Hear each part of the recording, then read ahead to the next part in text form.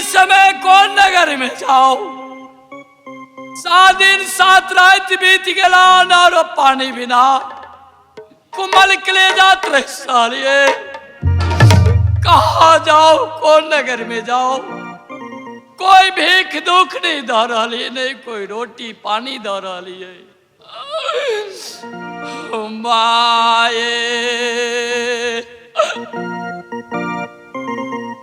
बहिन सब है।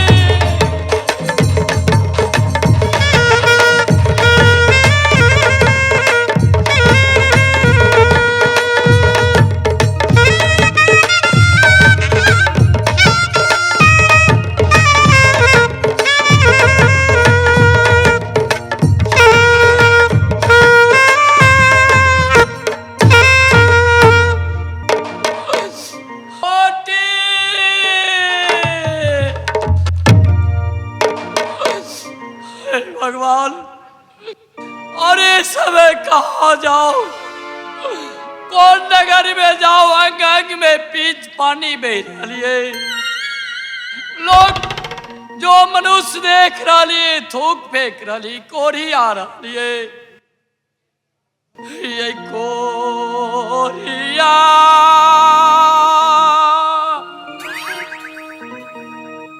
के देखी का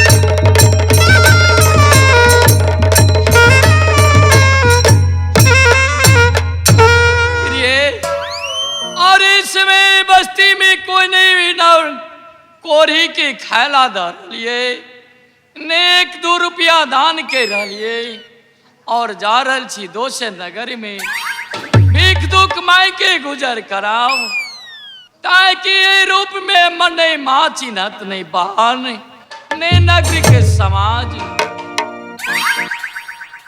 माया वही न सब है।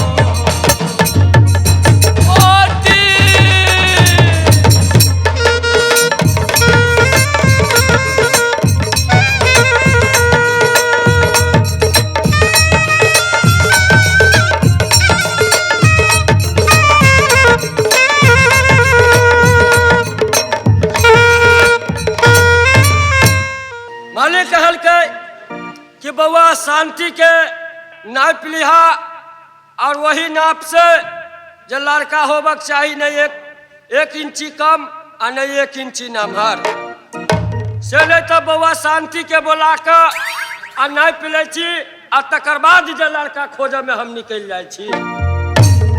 तो बउआ शांति जगह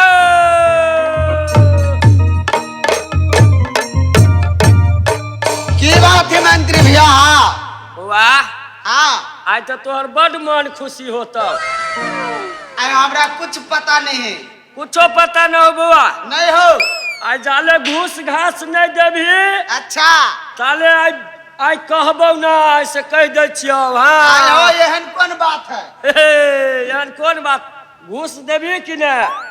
हो घूस देबो कि किला नहीं देबो? देभी कि न? सब दिन दे छलियो ताई दिए में की लगी छे? तोरा घूस चाहे? देखो तब नहीं निमन बर निमन घर कर देबो बउआ। ठीक है आहा तो दे दिया। की तोर विचार बुआ से कह, तोर की विचारों से कह। हो विचार तो हमरो ठीके है बुझला कि ना। हाँ हमू मन में रखने छी जे कनी सुंदर होबक चाही। तनाई घर दुआर निक होबक चाही। हाँ तै लेल ठीक है तो लावा घूस द दे छी। द बउआ के द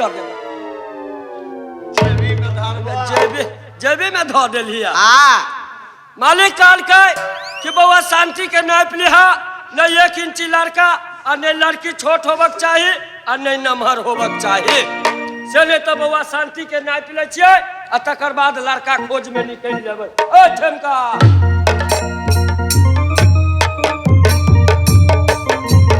टाइम के खा रहा बउआ।